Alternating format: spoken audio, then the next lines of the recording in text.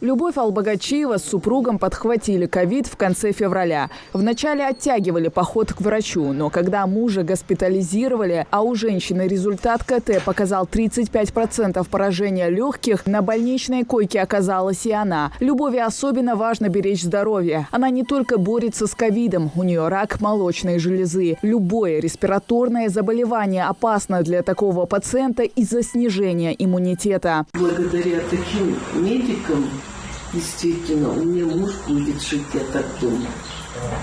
У нас по 30% поражения было. Сейчас сатурация хорошая. Он под кислородом, а у меня нормальная сатурация. Чувствую я себя хорошо.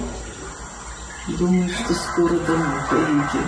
Врачи оценивают состояние пациентки в средней стабильной тяжести. Чаще всего, отмечают медики, больные поступают в критическом состоянии. Такие симптомы, как кашель, боль в горле, температура, ошибочно принимают за сезонный ОРВИ и простуду. У больницы 39 градусов,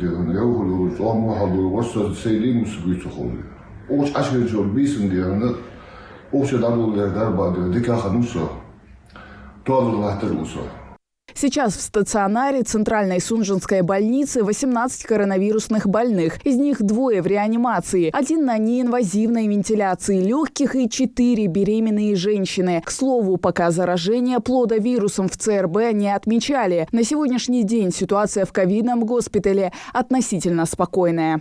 Наше отделение было развернуто на 100 коек, на 90 коек. И практически все койки были заняты. В август, сентябрь, октябрь месяц у нас был наплыв большой пациентов. Сейчас больных значительно меньше. Наплыв пациентов был конец января, начало февраля. У нас 70-80 больных было. Потом пошел спад.